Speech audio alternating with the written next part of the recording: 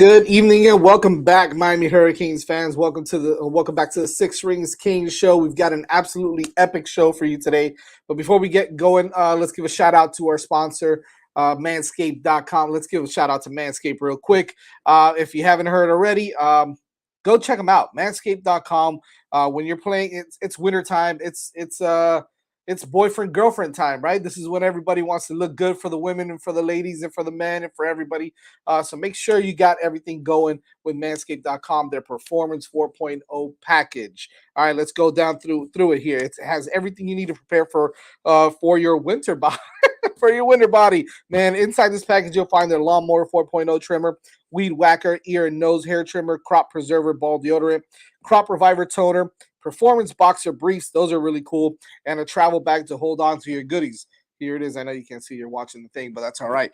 Make sure you check them out at manscaped.com. When you buy anything, make sure when you order, put in the code 5RSN. That's the number 5 and then the letters RSN. 5RSN. You'll get 20% off plus free shipping on all your orders. Make sure you go to manscaped.com, put in the code 5RSN, 20% off plus shipping and handling. Make sure you check them out. As I mentioned, we got an absolutely epic show today. Some incredible guests, Super Bowl champions, national champions. We got them all here. It's Florida State week, baby. Happy Halloween. Let's go, Canes. Get it going.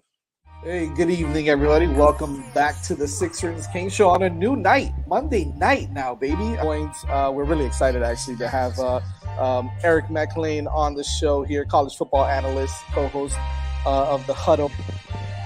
Coach. Yes! All right! First touchdown of the year. Miami Hurricanes, yeah. You know the name already. It's Mercy. Ha ha. It's a six-ring Kane show. Can't forget the name, though. Got Jazz, Blue, Vision, DJ, break the game code. Ain't no changing them, ain't no breaking them. Real Portland live from the Hard Rock Stadium. Ball 14 for the orange and green. We see the six-ring champs. There's more than a dream. This is life on the field. Beyond 100 yards, a hurricane that's never still put a damage to your squad. What's wrong with us? Seriously. What's wrong with us? We're Miami Hurricanes fans. Welcome to the Six Rings Kane Show, a show dedicated to Miami Hurricane sports, featuring the legendary Larry Bluestein, Jazz Santana, Vish, and Danny Gillette. Let's go, Canes.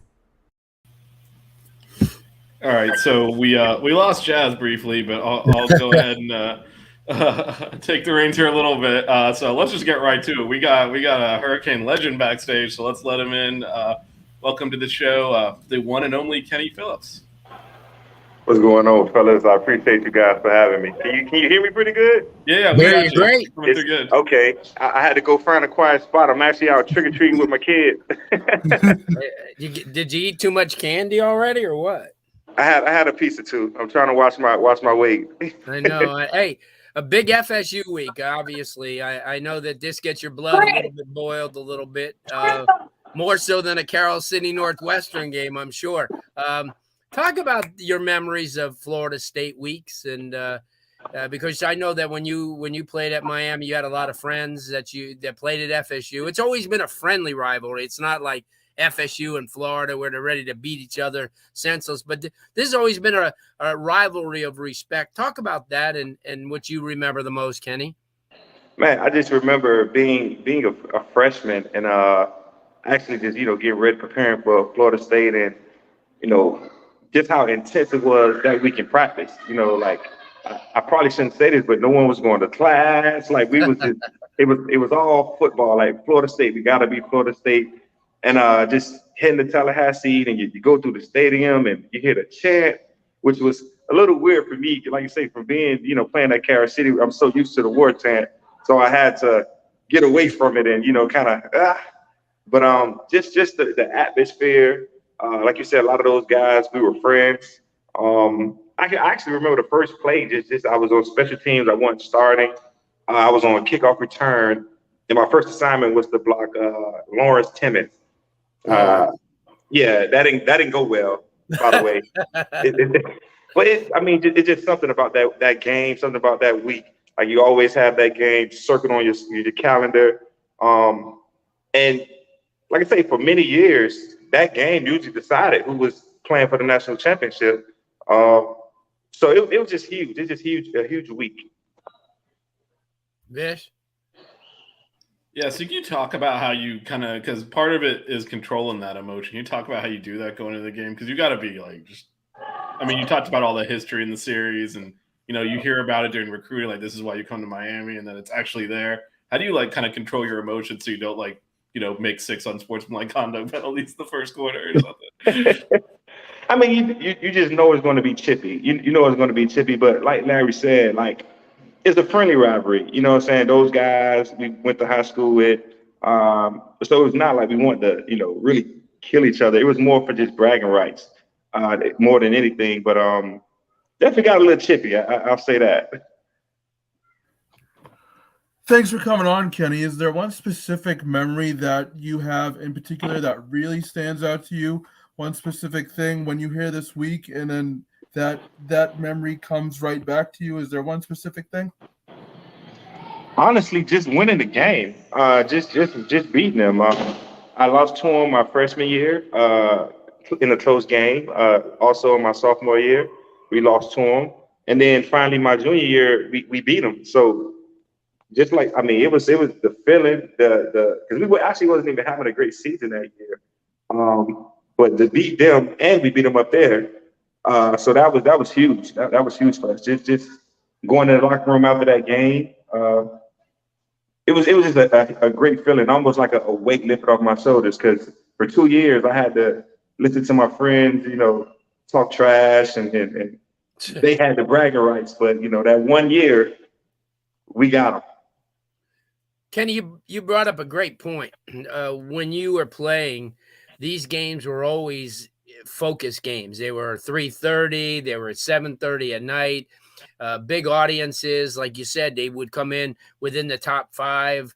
The winner would leave as getting a leg up. This week it's not so much, but it's a night game, and I think what it does is, even though that both teams are in the rebuilding stage, it seems to me that there's still going to be that aura. There's still going to be that craziness that surrounds this game on Saturday night. Talk about that, because even though it's not the marquee game that it once was, and I'm sure it's going to get back to that, you're still in the spotlight. You're still, I think that, you're getting enough respect from the network that they're putting this game on. Talk about that. And then I think that that's important because of the fact that I think the U and the FSU still carry a lot of weight. Yeah, I mean, to a lot of people, yeah, they may say this, you got 2 teams that's struggling, that's trying to, they're trying to get the game back to where it was, where we were competing for national championship. But like I said, it's a primetime game. This is a huge rivalry. It's been going on for so long. And yeah, it's a primetime game, but it means a lot to these guys. It means a lot to these coaches to beat Florida State. I mean, like I say, we circled that game on the calendar. Like I say, both teams not doing well. I don't care about Florida State, honestly. They can continue to lose. But we're going to be okay. And I think if we win this game, it'll do a lot for the guys' morale. Just help us finish the season strong. Won a close game last week. I just think we just need to win this game. So you mentioned it's a night game. Can you talk about like what that day is like, the whole prep, like leading up to the kickoff, like as a player, like how you get yourself ready, and kind of what does that day look like as a Hurricane player when it's Florida State Day? Well, first of all, there's no school on Friday. I'll say that. We're not going to class. That's one. Saturday, you have, from how I recall it, just a lot of former players coming back to the facility, just sharing their memories, actually pulling us to the side and just reminding us how big this rivalry is and telling us like the history of it. But you just wake up that morning, everyone's excited, everyone's going to come to the game. It's just a really huge matchup. And then once you get in the locker room, I mean, you're nervous, but it's those good butterflies. Just because you're playing against Florida State, it's like I said, a huge rivalry. You're playing in front of your family and friends, and like you say, it once was. No, it's not a national championship, but I hate to say this, but it's our national championship. I really hate to say that, but that's just what it is. Is there a point in the game where you can kind of slow down and take a breath, or do you just feel constant adrenaline when you're out on the field and kind of just take a breath once the game is over? Yeah, I think once the ball finally kicks off, you kind of just, okay, I got a job to do. I think all the trash talking, all that stuff kind of slows down a little bit, and you focus on your assignments. But once, like, you just block everything out. You don't hear the fans. All you hear is your teammates, and you just feed off each other energy. So, I think just like once you actually make that first tackle or make your first play, the nerves are going, the butterflies are going, and you settle in and get the job done. Kenny, let me before we let you go, when you get to the next level and you're in the NFL, and Florida State and Miami are playing, do you find yourself on a Saturday checking that game out? I mean, because I know you guys have a lot of the kids, a lot of the players move on to the next level, and they've got games to worry about and paychecks to worry about. But there's somewhere in there that there's probably an FSU guy on your team or somebody that you're kind of like jabbing. Did you ever find yourself kind of being the fan instead of the player?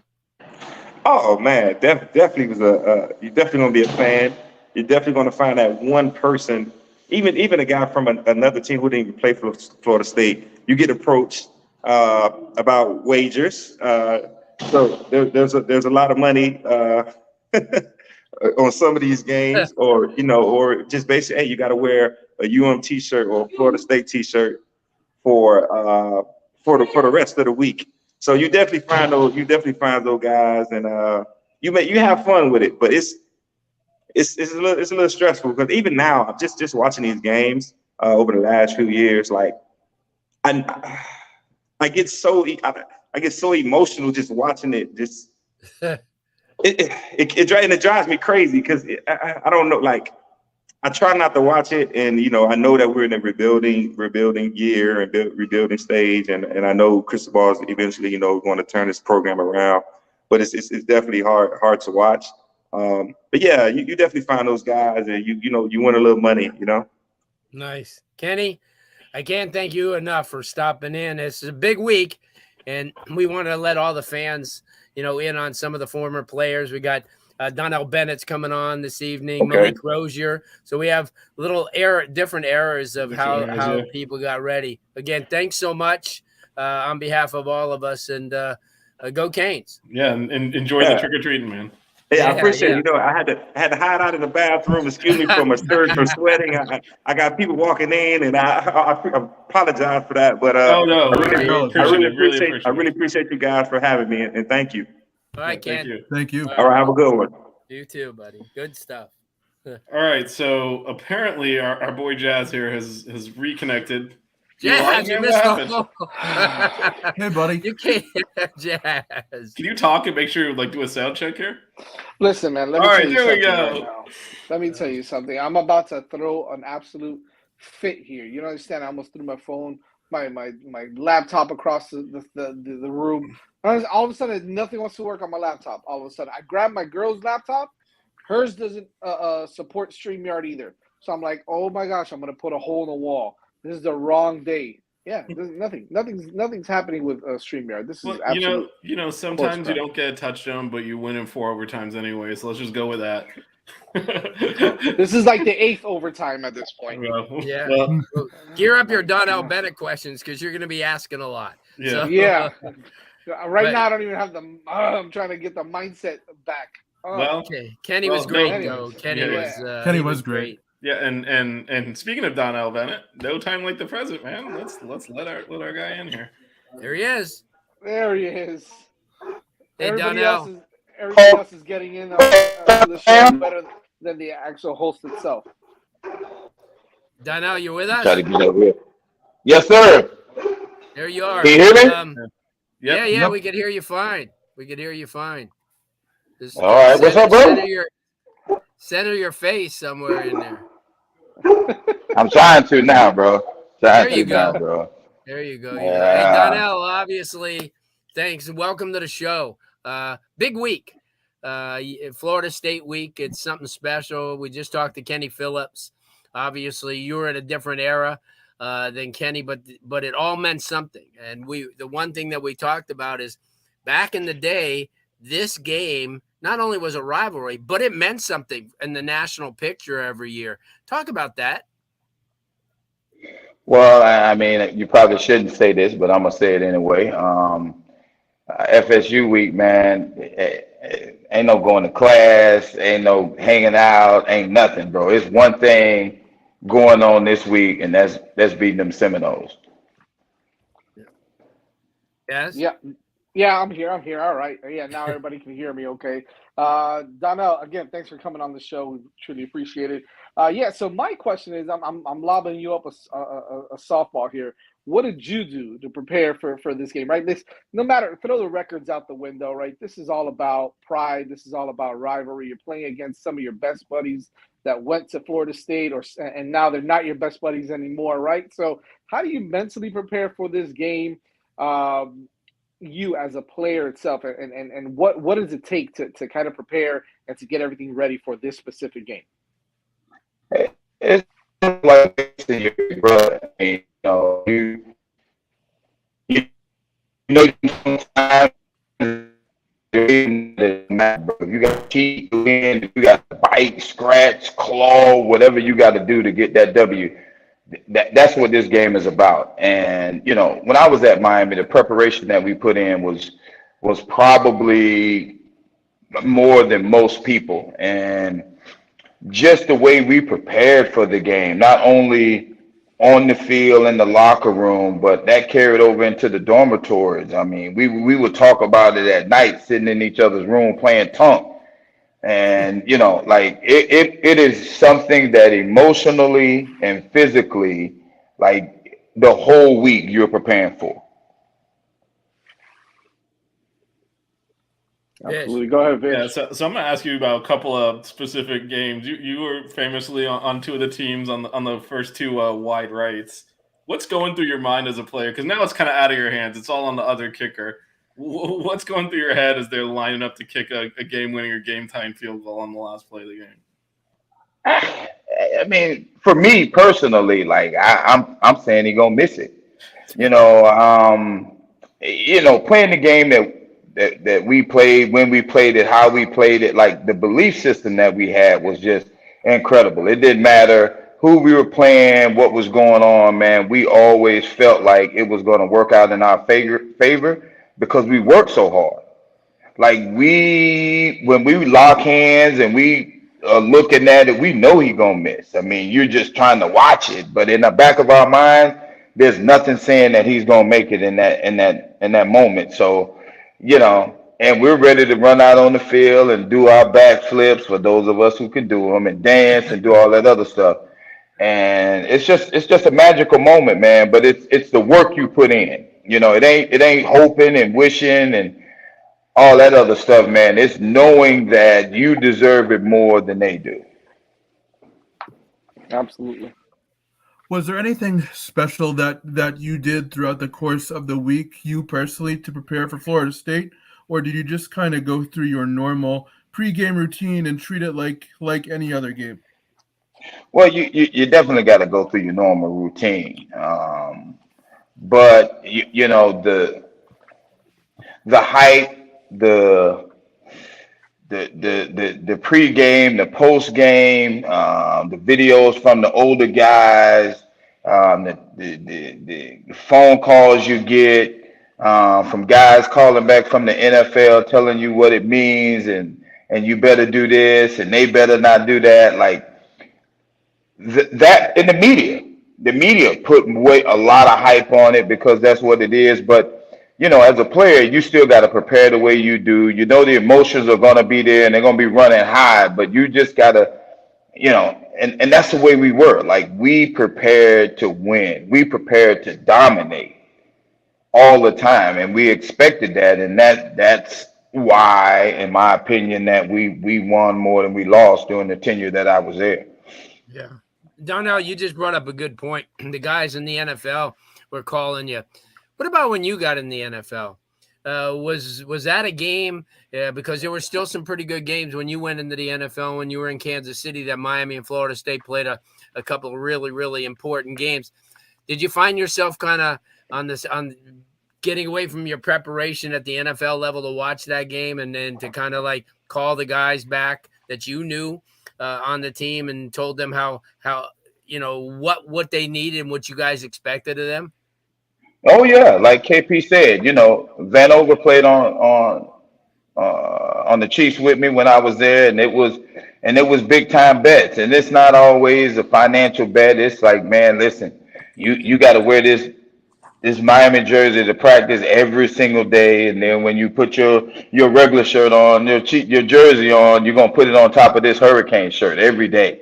Like it's not just a happy-go-lucky type deal where we're betting to see whatever. Like, it means something. Like, you're trying to make anybody that goes to Florida State understand that the University of Miami is where Florida football is born.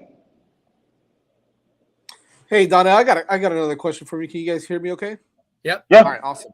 I got another question for you. Kind of going back to, coming from all the way back then, right? From your days playing to now, you've got Mario Cristobal here at the helm.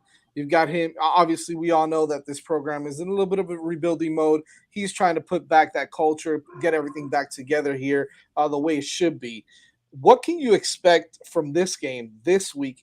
Considering, the team has been struggling a little bit this year. And it's not, we're missing some guys. There's some key injuries. But at the end of the day, this is a rivalry game against Florida State, right? So forget about all that. What can you expect? What do you expect to see in this game? And how do you think the Canes can win? What is the key for the Canes to come out victorious in this game this Saturday against Florida State? Well, I mean, the obvious, execution, obviously, playing with a passion. Is going to be very important. But, the biggest thing that I think, like you said, there's a lot of people that's going to be missing is being able to overcome adversity. We're underdogs going into it. Obviously, nobody expects us to win, but the people in that locker room and maybe some of the alumni. But, when you get on that field, at the end of the day, it's one man against another man. And you just got to win your battles. If we get enough of won battles by individuals, we give ourselves a very good chance to come out victorious. And that's what it's going to be about, because I think, like you said, talent-wise, on paper, they are a little bit ahead of us in that sense. But, the one thing that beat talents is passion and obsession. So if you go out there with that attitude to really play Canes football, that's not only going to be enough to get it done, and you don't make it a lot of mistakes. You can't turn the ball over, you can't do all those silly things, but the passion and the obsession is enough to overcome where we may be deficient in some of the talent areas.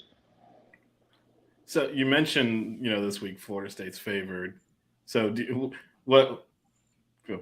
throw you a little softball here. Well, who do you think is gonna win this game? Who do you got? No doubt, bro. Like, it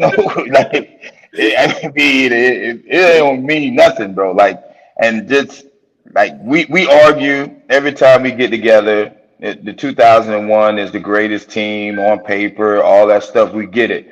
But everybody from that 91 team says for one game, we're betting on ourselves. It don't matter who we play, where we play them at, who they got on their team. For one game, we can win it. And that's our mindset on the Florida State week. We want to win the national championship, but, during that week, we'll put that national championship on the back burner, knowing, like you said, during our times, that game had, implications of who's going to be able to compete for the championship. But, it's more personal when you're playing them. So I couldn't. I would never be able to say that I'm thinking Florida State gonna beat us. How much does a win against Florida State, increase the morale of the locker room after a win, and how much does it set the tone for the rest of the season, if any at all?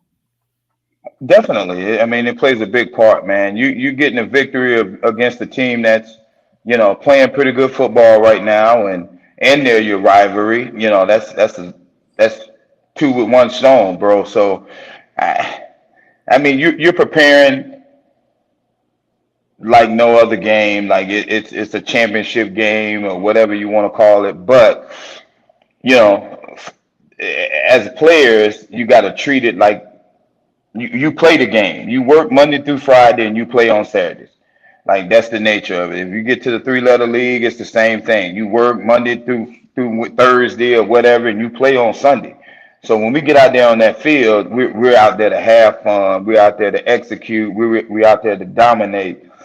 So yeah, man, playing in the game of this magnitude is just huge. And us being the underdogs, like you say, and us being not favored, it kind of takes a little bit of pressure off of you, and you can do some different things. You can take some gambles, and you can just play hard and let the chips fall where they may. And if we get enough of that, I feel pretty good about it, bro. That's me. Darnell, before we let you go, the one thing they always say about this game, it's a great game for recruiting, because oftentimes Florida State and Miami, a lot of players are coming down to make their choices between the two schools. Do you find this as one of those contests that will kind of maybe push somebody over to the edge to one school or another, or is it just another game to these kids? And because the one thing that we found out, especially Miami going through a tough year this year, that a lot of these top recruits that they got for the class of 2023 are all aboard no matter what happens. They want to be part of the University of Miami growth. Talk about that as far as how much this game means for recruiting.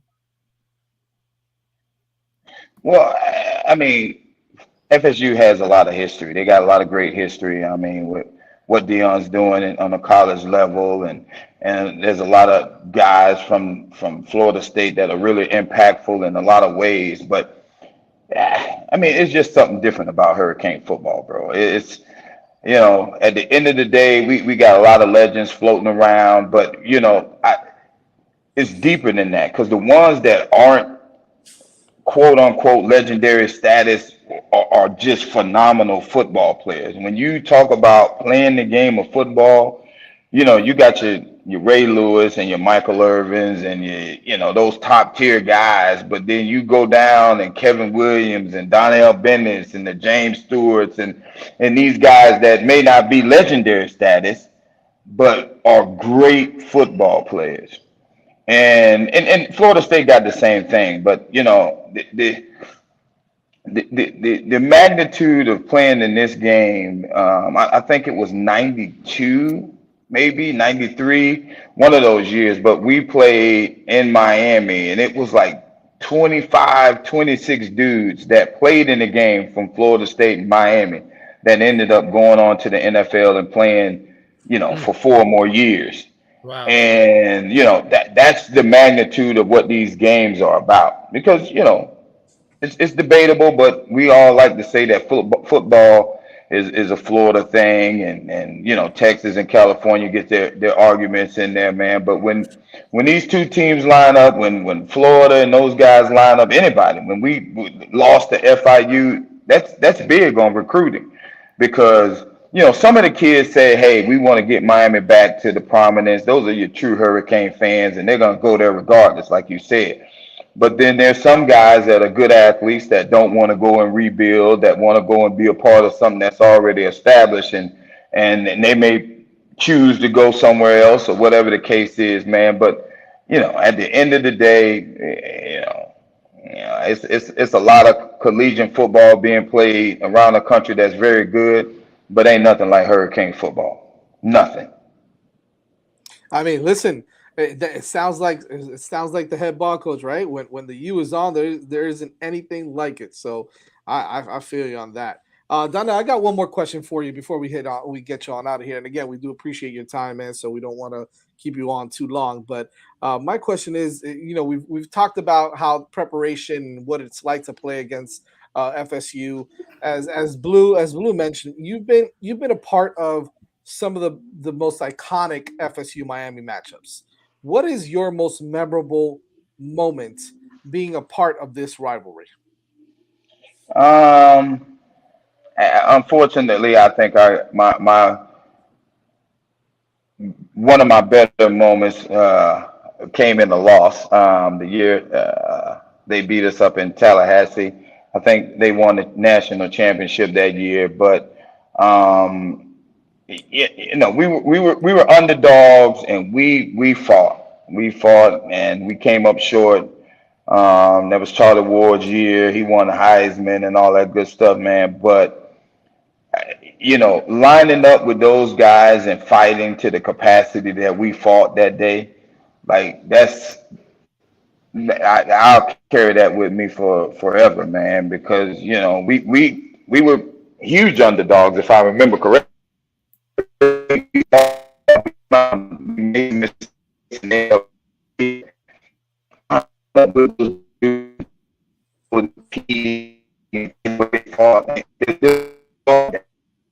So just be able to be part of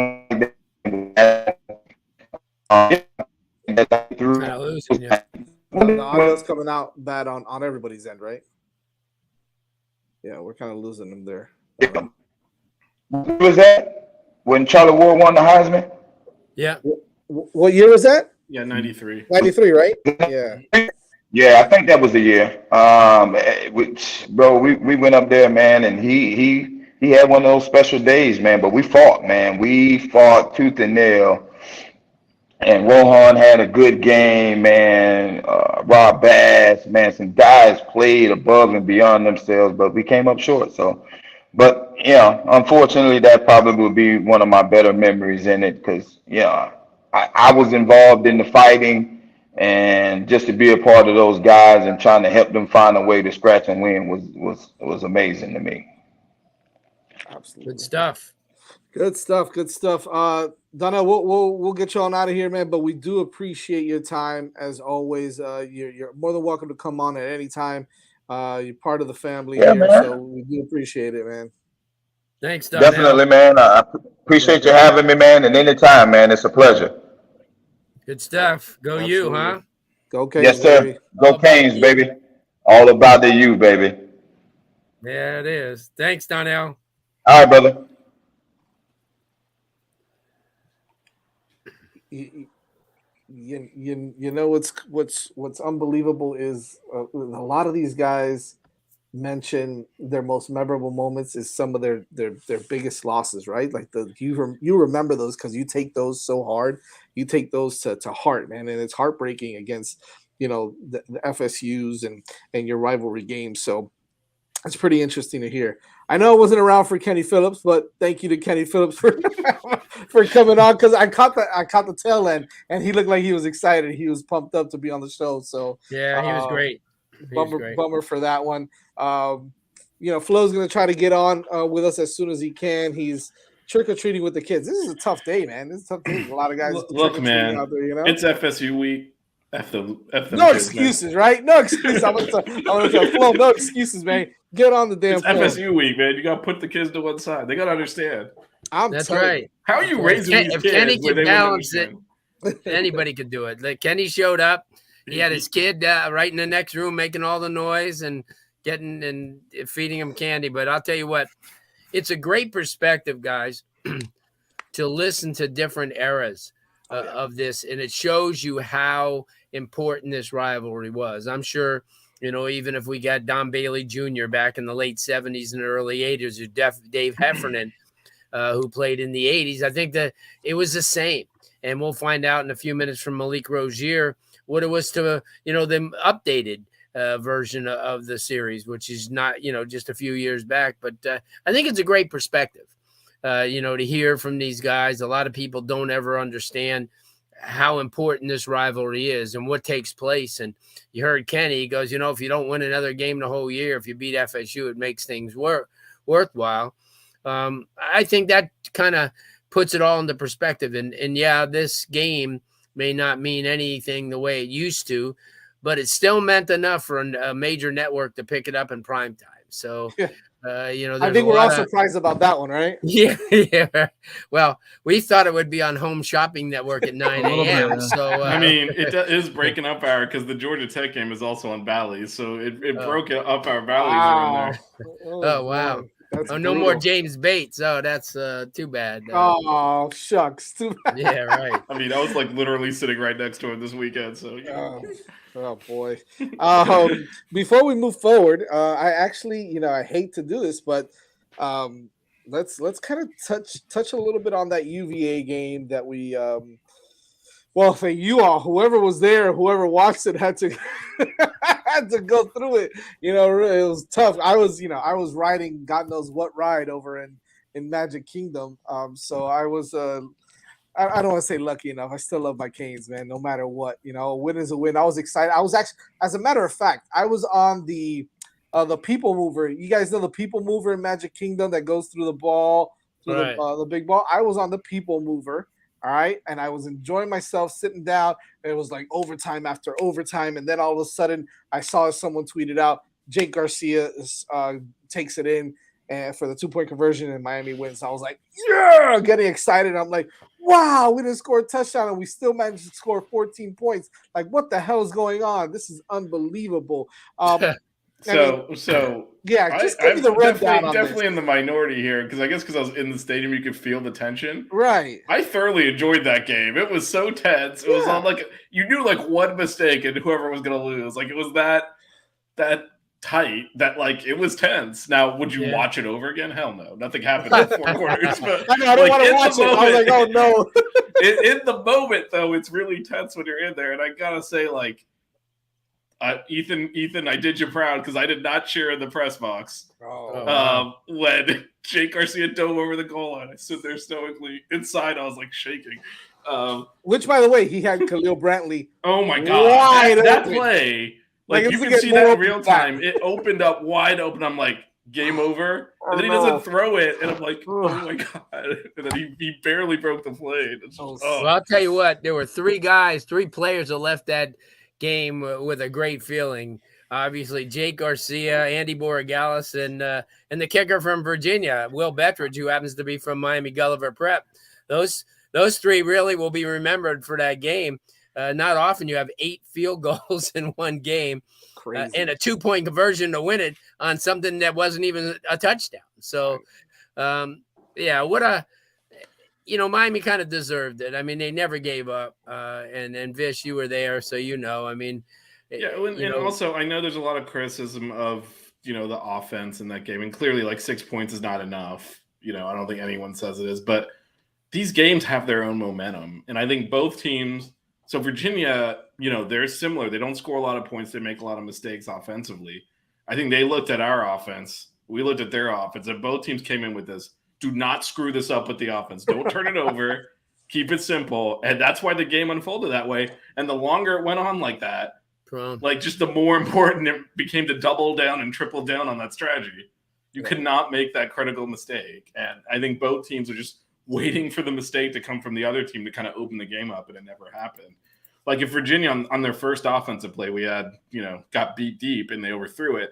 If they hit that, the whole rest of the game is played different.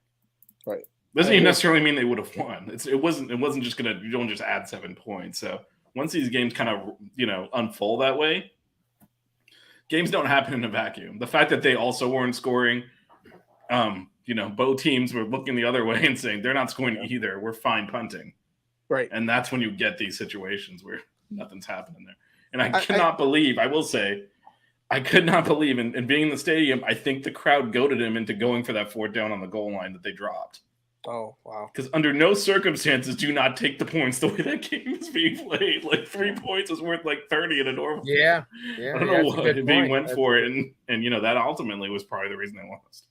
I got a question for anybody who wants to answer it. Are Oh, real quick, Bayou Beast. I'll grab a link for some of this information he's asking about. He's coming in from out of town this week and asking about parking, Kane's Walk, and all that. Bayou Beast, I have an extra parking pass as well for sale. If you need it, if you need a parking, let me know. Just DM me on Twitter. That's my Twitter handle right there at Jazz Santana. So, you can't see it now, but Well, now you can. there it is. At Jazz Santana, just DM me if you want.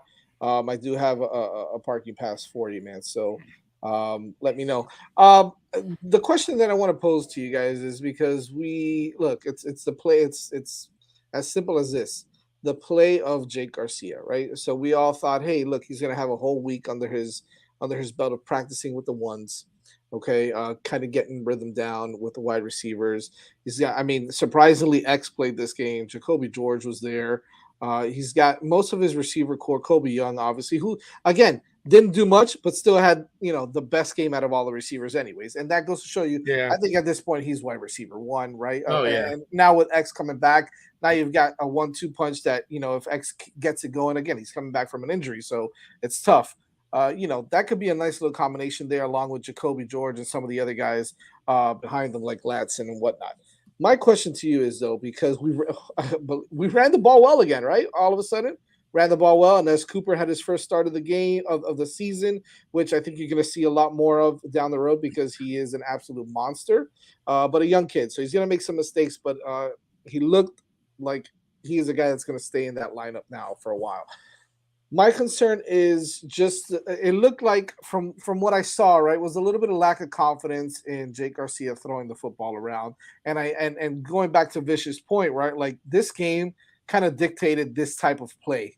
However, at the end of the day, sometimes you got to make a couple plays with your arm. I don't know if Jake Garcia was if he was hesitant, if he was not confident in his playmaking ability, if it was Coach Gaddis.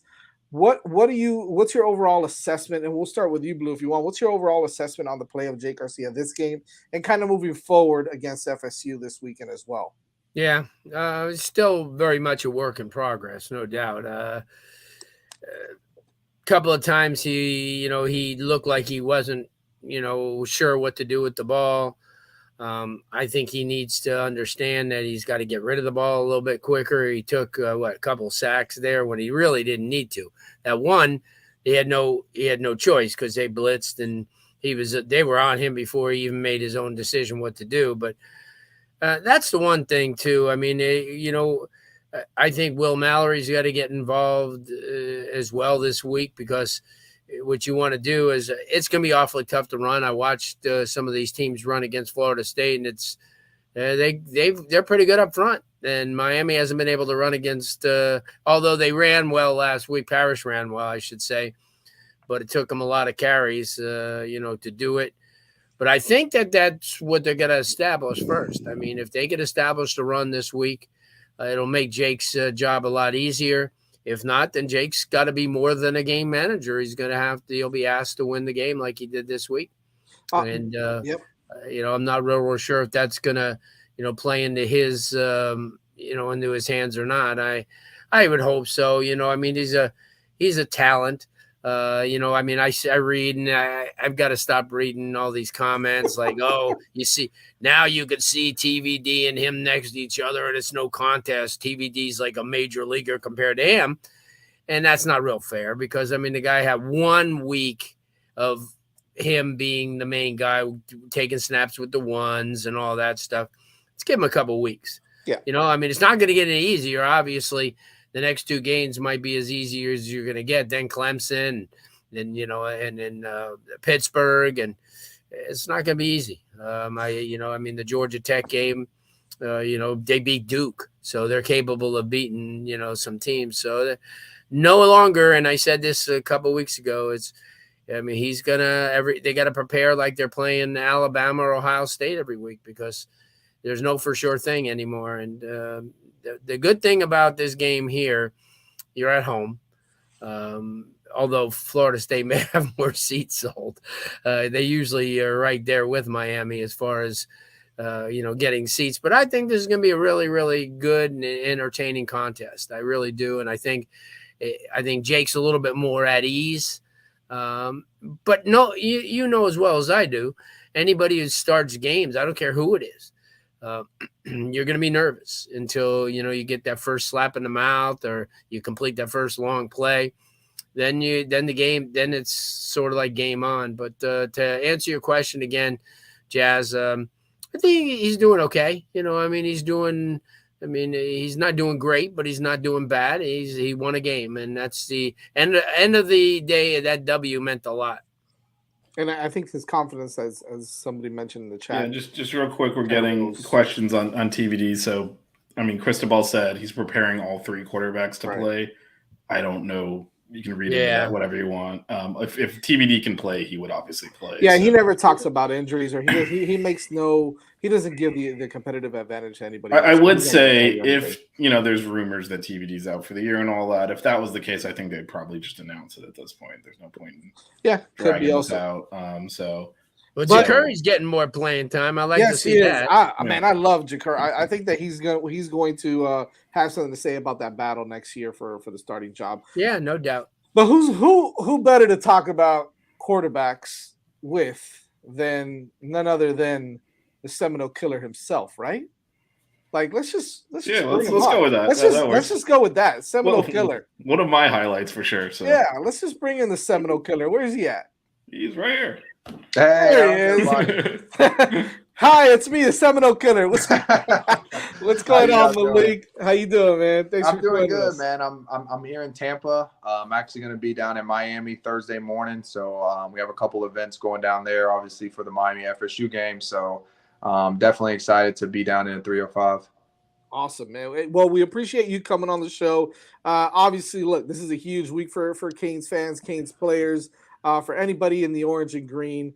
Former players like yourself, and listen. One of the most memorable moments, and we've been around for a while watching these games, man. But one of the most memorable moments was that throw to Darrell, right? It was that throw to Darrell Langham a couple years back, and that was absolutely exciting. And I think that who better to talk about some of the best moments playing against the Florida State Seminoles. So before he answers, I gotta confess, I was in the stadium for that, and I was screaming, "Just kick the field goal!" while you were busy winning the game. I was like so nervous. I was like, and this man's throwing the winning touchdown. Deja vu moments. We had the field goal block the year before that, obviously. Yep. Yeah, that's true. Lineman, so I got chicken at that moment, and you were out there winning the game. So Malik, when you turned to the crowd and you went like this.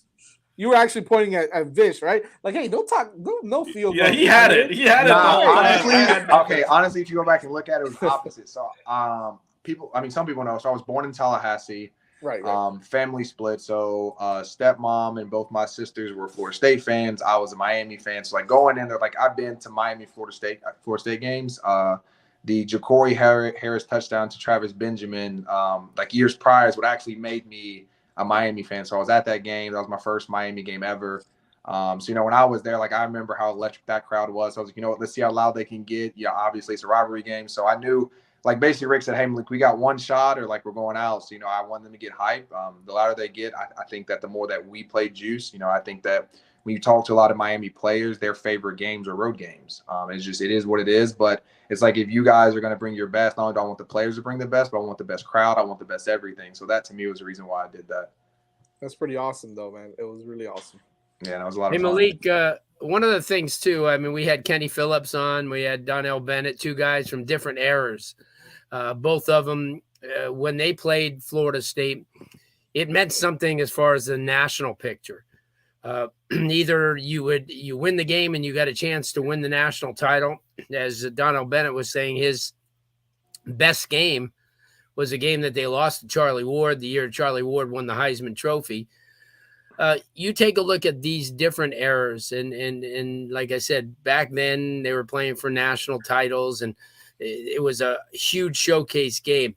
I think it's a major, major statement that they're putting this game on a national spotlight again. It shows that there's mutual respect for both programs, even though that they're both on the rebuild. Talk about that, because I think that if anything shows the power of Miami and Florida State, what a rivalry it's been throughout the years, and it's putting them on at 7:30 on a Saturday evening where the entire nation gets a chance to see the game. Talk about that. Yeah, I think that's huge. I think one, it shows the respect that not only the state of Florida has, but the entire nation. For ESPN to do that, to give us that 7:30 kickoff, and obviously people that have watched football, like Miami hasn't been their best. Obviously, Florida State has shown sparks, like they put up points, but I think you're spot on the fact that Miami, Florida State is one of the best rivalries ever. There's only a couple that I can think that rival with is Alabama, Auburn, Ohio State, Penn State. But there's not many that can actually, I would say, contain with or stay with the Miami FSU. So I was actually a little nervous to see what time they were going to have that kickoff. So I was definitely excited for the 7:30 game, because I feel like even in Miami, and I think ESPN did that for a reason, because they know that when you have people in Miami waking up at noon, the crowd's going to be if you get a night game 7:30 in the Hard Rock, lights on, more people show up. And I think that was very evident versus Notre Dame whenever we played them 7:30 at the Hard Rock at night. That was the most packed game. Even that one, in the game before that, VT. And VT wasn't even as big. It didn't have game day, but it had huge impact. So I think that, they wanted that game to be electric. And they were like, hey, how do we get the most bang out of our buck, especially with viewerships, and how do we, show people that are new to college football what Miami FSU is. And I think 7:30 was the best time for this game. No doubt. We were all worried it was going to be on QVC at 9 a.m. Saturday. Yeah, that's what I was kind of worried. I was like, man, 12:30, I got to be up at 7 a.m. again. I can't even sleep out on my weekends. So definitely glad. DJ, you got anything for Malik? Yeah. Hi, Malik. Can you just talk about how you controlled your emotions for this game? Because obviously, as a quarterback, you were kind of like the conductor of the offense. Did you kind of show that emotion on the field, or did you keep us, a calm presence throughout and kind of just let your emotions run after?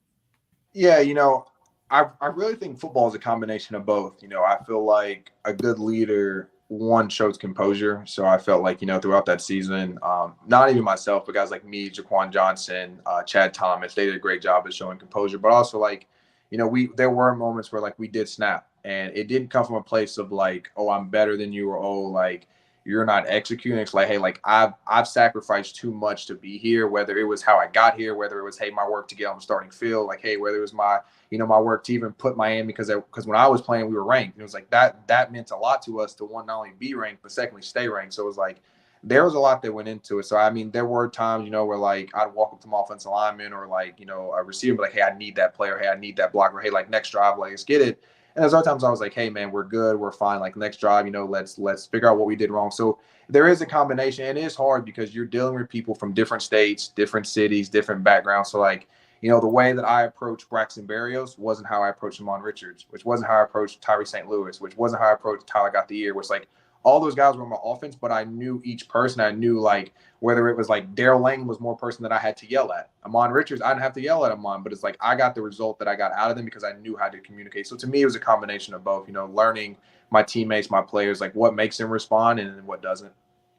Facts. Vish, what do you got from Lee? Yeah, so we were talking about this a little bit before you came on. We're not entirely sure who's going to play quarterback this week, but if it is Jake Garcia, how tough is it? Because you intimately knew all your teammates on the offense. You were with them in the offseason. You were the man coming into the year.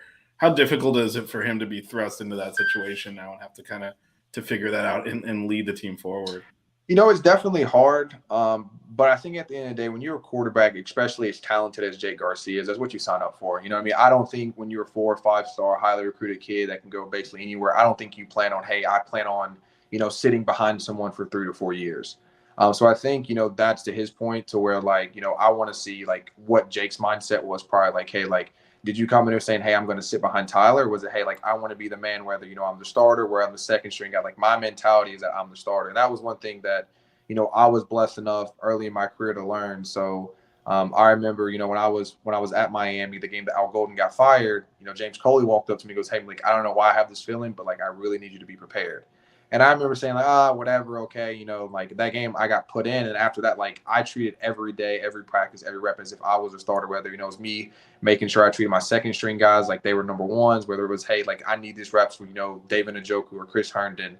So that was something that, I hope that he takes more serious, because sometimes whenever you are the backup and you have a guy that's getting all the accolades saying, hey, Heisman Trophy winner, hey, he had all the rookie quarterback, records. I see it from how, I looked at Brad, hey, I'm here to get better, but like this is their guy. And it was like, hey, at the end of the day, like, no, you're one snap away literally from you starting from this being your team. So I think he's learning that, it is difficult leading a group of guys that, see someone else as their leader, because at the end of the day, like they're questioning you, hey, can you lead me? Hey, are you tough enough? Hey, can you make every throw? And it's like, he's slowly proven himself, not only to himself, but secondly to his teammates. So I do expect Jake Garcia to play better. I can say that, from the Duke game to this game, I really saw him finish. After like last week or 2 weeks ago versus Duke, he had a great start, but he realized, hey, this is a 4-quarter football. It doesn't matter if I throw two touchdowns at the beginning. If I don't finish the second half and I have the multiple turnovers or bad decisions, like it can still lose us a game. And so I think that's one thing that Jake's still learning, and something that I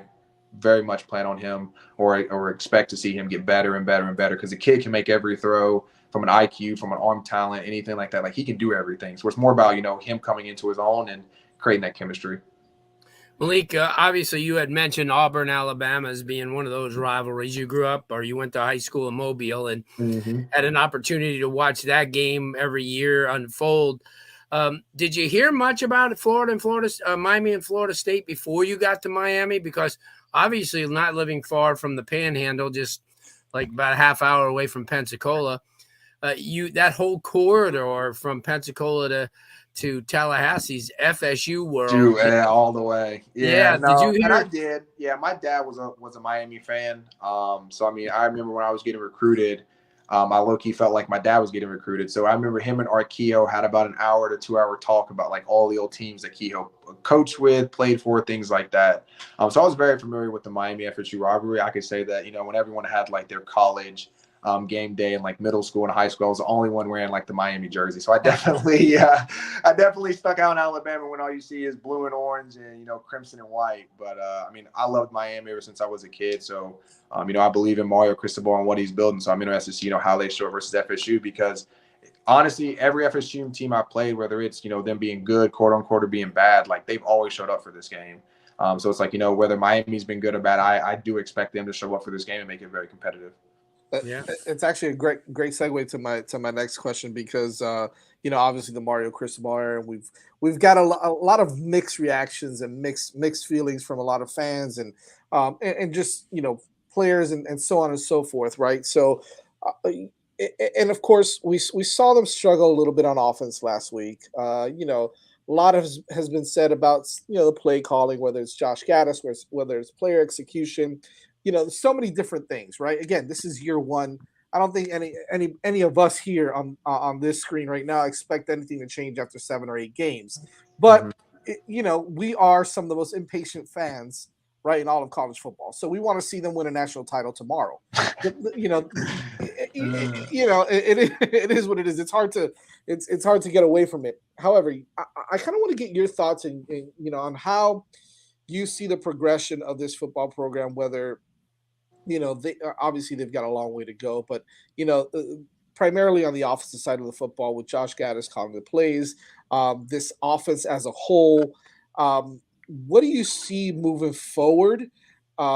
Not only in the FSU game, but just kind of moving forward the rest of this year. 4-4, they're struggling to even be bowl eligible, obviously, because of all these really good games that they're going to be playing now, going down the stretch in ACC play. So, talk to me a little bit about what you feel about this program, the direction that they're headed in, player wise, player development wise, coaching wise, and so forth. Yeah. So one, I would say, I think if you look at our roster, most of our best kids are either sophomore, redshirt sophomore, maybe even below that. You know what I mean? We have a lot of really good young talent. And second, I think that not a lot of people, there's really 2 ways when a coaching staff comes in, and I've really seen both. So when Mark Richt came in, which is what I think Mario Cristobal is doing, is, hey, this is my way. This is how I want to do it. This is my principles. Like, this is my standard. And that's what, Mark Richt did at Georgia, and it worked very well. You know what I mean? That's what he tried to implement in Miami. And I think that's something that when you do it that way, it does take you a couple years to actually recruit, get the right guys in, because like you have a certain idea, hey, I need this player here, this type of run set. So whether you want, they're probably looking at tight ends more like Darnell Washington, not like David Njoku, which is kind of tight ends that we have, like Will Mallory, Khalil. Like those guys are more flex. Like we don't have a big 6'7", 6'6" bruiser that's going to go in there, take on a defensive end and drive him 6-7 yards back. We do with Dominique, but it's like, how well is he to do that every snap? And so that's kind of my thing, where it's like it will take recruiting classes to get in. And if that's the type of mindset that they have, there's nothing wrong with it, because I think that, there's guys that like Rick did it. Clemson's a big fan of it. Like, it's our way or it's the highway. And like, once you get that nucleus, and I think that Mario has the ability to do that, because one, he can recruit. We've seen with the recruiting class that he can get the guys that he wants to get. So there's nothing wrong with that mindset. But for the fans, we got to understand, if he has that mindset, it's going to take a couple years to like build the team that he wants. The second way is the way that it's more for position coaches, which is where, I think that Gaddis can improve a little bit on. So when Todd Monken went into Georgia, he was from Cleveland. So he was NFL style. He was Cleveland Browns offense. When he implemented to Georgia, obviously he brought a lot of stuff from Oklahoma State, Cleveland. Like, he brought a lot of that spread offense. But he really looked at what was Georgia good at. Like, what were these kids good at? I remember him changing names in his playbook to plays that Georgia knew, just so that the kids could understand it and think and play faster. So it really is, how the coaching staff wants it, whether it's we're adjusting to the kids, or whether it's, hey, it's 100% the kids adjusting us. Either you guys can leave or you guys can stay, but it's our way or the highway. So, with a lot of these kids, especially with South Florida, if you don't have that relationship with them, they will push against you. So that's where, if Gaddis wants to, hey, like, we understand that you're missing some pieces. We understand that, you do think that between, the next 2 to 3 years, you can find solutions to make your offense the way that you want to make it. There's nothing wrong with that, and that's fine. But you got to be basically like play chess. Like, what are my best pieces? How do I make the most of them? And how do I use them? So to me, when you think about guys like Kobe Young, Frank Ladson, even Jay and Knight, like, we should be throwing more verticals, more wheels, more post wheels, things like that. I know a lot of the fans talk about, formations. We run condensed formations. Yes, spread helps, but most people buy formations, and I bet Larry can talk about this.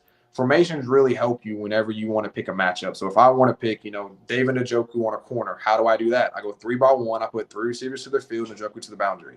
Even if I do that, if I'm running mesh, it doesn't matter why I have him over there. So the formation is scratched because the play we ran doesn't utilize David Njoku for the best. And that, to me, is some stuff that, like Kobe Young, like, stretch him vertically. Even if he only gets 3 go balls, make him run 7 to 8, 10, 15 go balls, to where you don't know as a DB when he's going to go deep, because he's running so many verticals. And to me, it's like, a lot of people watch Tennessee. When you watch them, yes, they do have really good receivers, but whether Hayden Hooker misses it, whether it's a pick or whether it's an overthrow, they constantly throw verticals, whether it's a post, whether it's a go, whether it's a comeback. And that, to me, is where, like, when you consistently throw those routes, your receivers get better and better, because they're consistently seeing the route over and over and over again. Whenever I'm getting, 2 go balls a game, it's like most of my routes are here, and then every once in a while I'm getting something over the shoulder. And you talk to any of the NFL receiver guys, like, over the shoulder balls are the hardest to catch. So you have to repeatedly do it over and over and over again. So to me, it's like, obviously last year Tyler was really good with deep balls. We showed success. Yes, we lost Rambo and the other guys, but you look at a lot of the big plays we've had, even the good plays, they've all been on goes. They've all been on deep routes. Jacoby Young or even Frank Ladson have made plays for us. Yep. Oh, I thought I heard something. My bad. Malik, again, we appreciate you coming on the show. I know you got a lot of things going on now when you get back down here, but please feel free to come tailgate with us, man.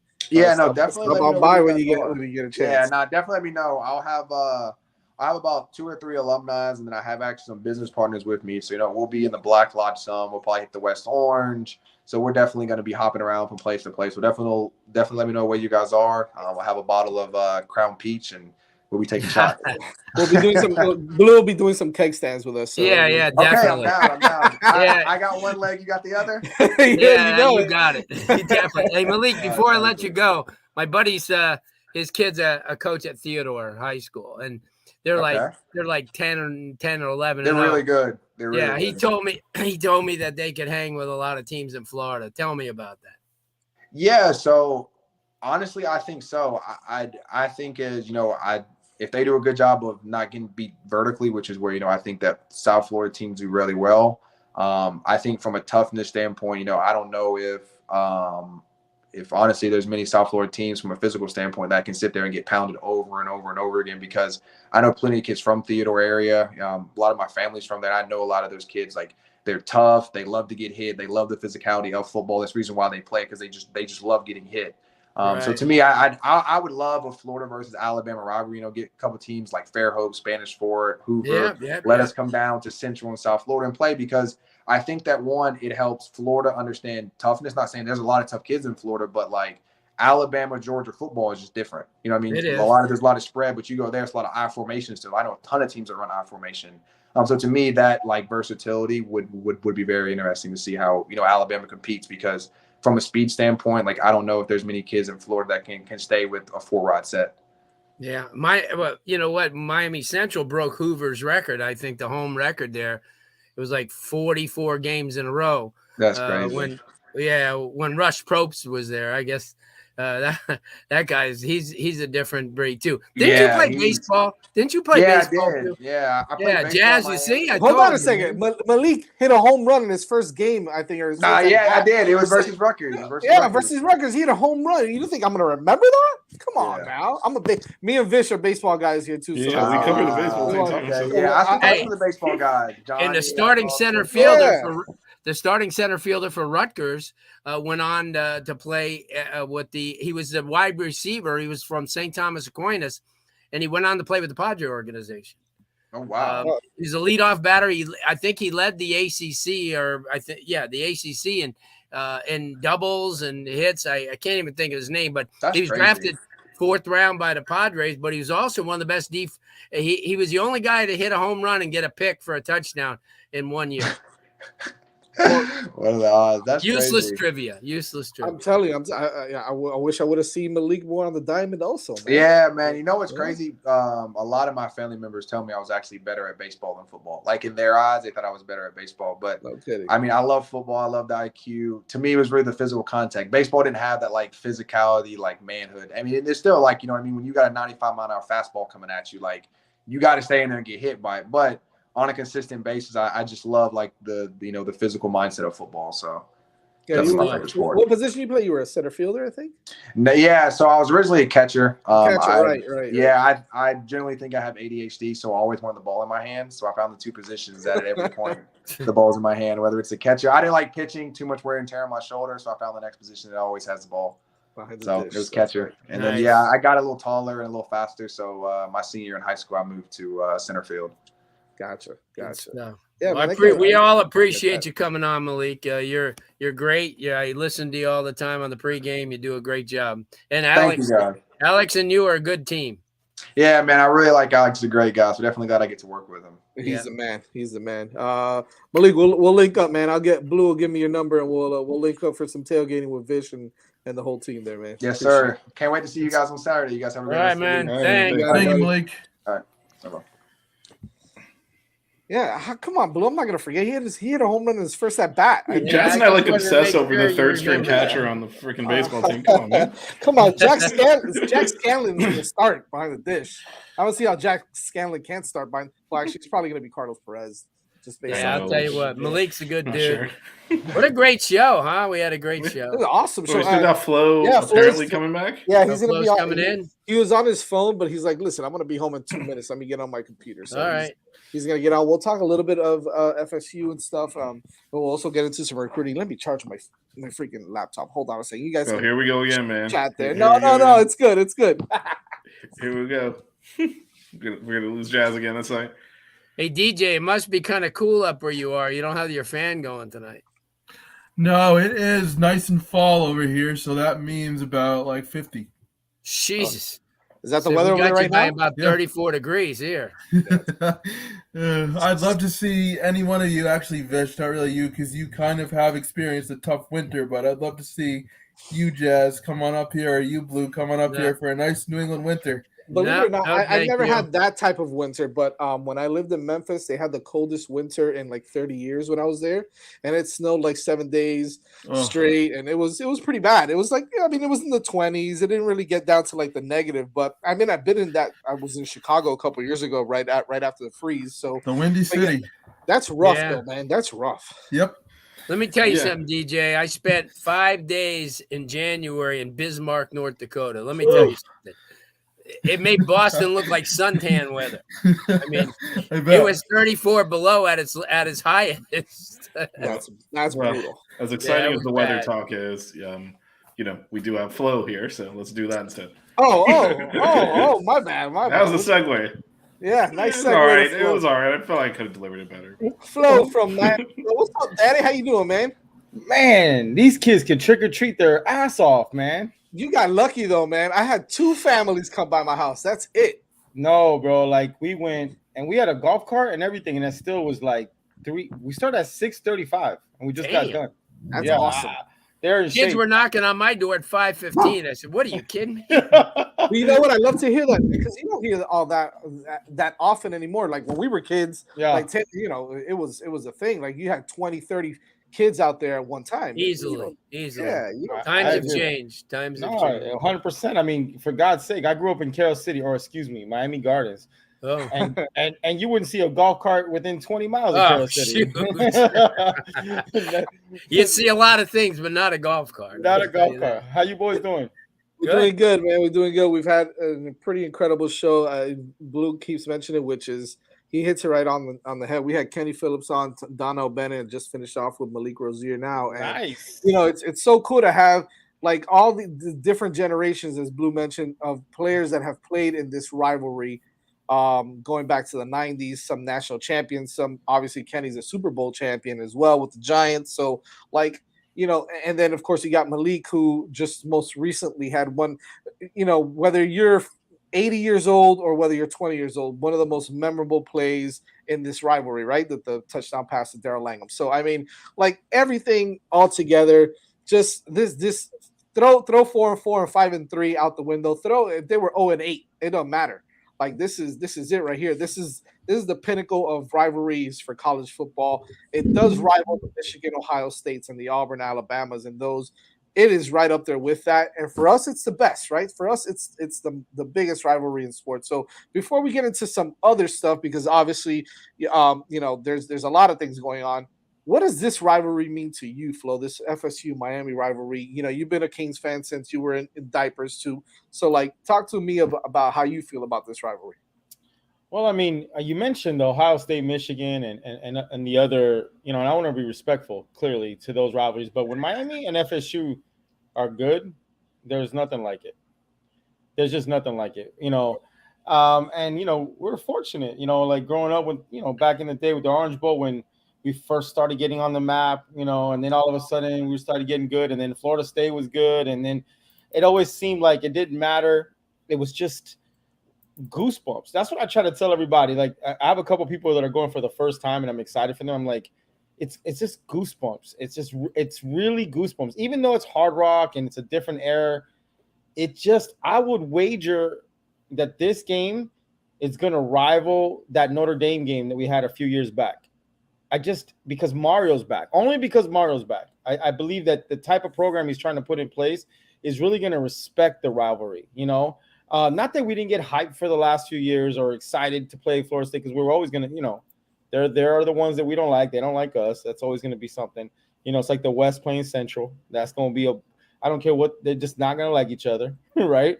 But I think, honestly, with Mario coming back and bringing, you know, Highsmith in there and just the guys around the program, it's a different vibe. It's a different vibe. I know that he tried to, in his interview, try to be like, no, it's business as usual. You know, we're just trying to do the process. I guarantee you, Mario's like, there's a little more grit in this game for sure. The physicality will be utmost. The passion will be utmost. You know, I just think the stadium's going to be rocking, and hopefully we show up, you know, at the end of the day. Are they going to be playing the tomahawk chop in practice? I think Mario's going to pull out all the stops. As far as preparation go, I don't think that'll be an issue. As far as execution, now that's a whole other story. Oh, yeah. We can talk about that until we're blue in the face. For real. Well, to Flo's point on the atmosphere, remember our last time we played FSU at home was the pandemic year, so we had like a third stadium or like barely any fans in there. That's so true. This has been 4 years of pent up crap waiting to play them at home. So at 7:30 p.m., it's gonna go off. Good point. Good point. And as blue, where would we be playing this weekend if it wasn't against FSU?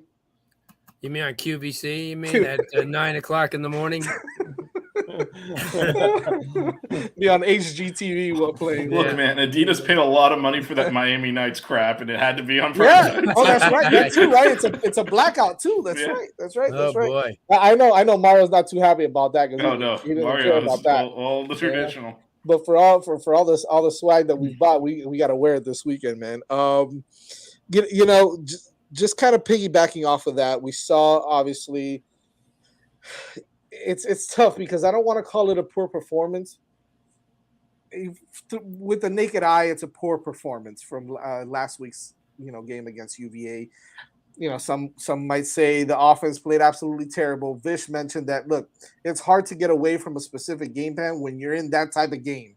When you're in that type of game, the biggest thing Vish said, right, no mistakes, right? You don't want to make any mistakes, and your quarterback is not having the best game or whatever the case may be. But the defense played lights out, right? The defense had a great game, and they were missing some studs. Mesidor was out for a little bit. West was out, right? I don't think even James Williams played at all, right? Mm-hmm. So, like, you had a lot of adversity, a lot of things going on in that game, and the longer it went, it was just like it's kind of a builder, right? A builder of this team, and I think you saw that. You saw a little bit of difference when it came to like the kind of like the players getting together and really coming together as a team. And we all talked about Khalil Brantley being wide open, but he made Jake Garcia made a decision and he went with it, right? And he scored, and that's great. But moving forward, what does that win, that quadruple overtime win in UVA do moving forward, preparation wise for Jake Garcia? Like, I kind of want to focus on him, but the team as a total, because I know Mario says that we're gonna, he's gonna prepare all three quarterbacks to play. Chances are TVD's probably not gonna play this game. Let's just put it out there. But let's say it's Jake Garcia's moment, right? How does he prepare going in? How does this team prepare now after this win against UVA this past weekend? Well, I mean, you guys watch football. You need this type of game.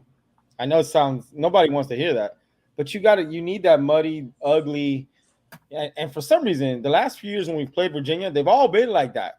All of them have been like that. You remember the one year they played, I think it was last year, the year before, they played three quarterbacks on us with three different offenses. It was with Bryce Perkins, right? When he was a quarterback there. Armstrong was there too. That's right. They had Thompson was playing quarterback a little bit too. They literally brought in three quarterbacks on us with three different schemes, and it was crazy. But I will say this. I'll focus on the positive, right? It's easy to always continue to point at what's going on. But I thought the offensive line played well overall. They kept Jake clean overall. We ran the ball in the fourth quarter in a drive we had to have, which that to me was the best for me. It was the best sign that maybe they're starting to go in a better direction. I mean, when you can run the ball, away from your house in a drive that is to win the game or to tie the game, right? And you run it, I don't know how many times they run it on that drive, 6 to 7 times they ran it, and they know you're going to run it. That's different from things we've seen in the past with this team. And that was the biggest thing I took away. As far as Jake goes, for us, they got a chance to see him play at practice, and we've seen him. I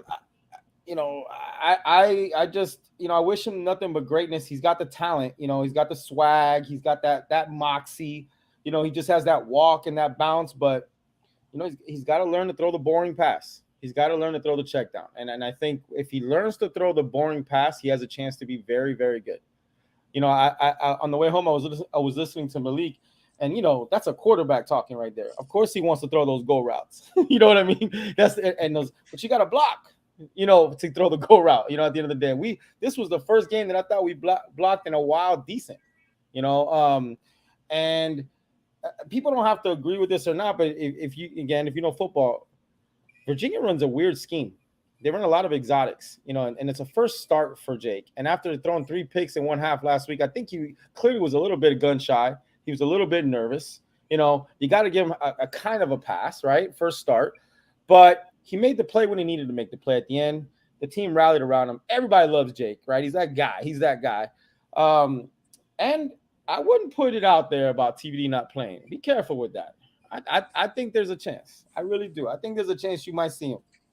That would be great. From your mouth, as we like to say, from your mouth to God's ear. Flo. Blue, what do you got for Flo?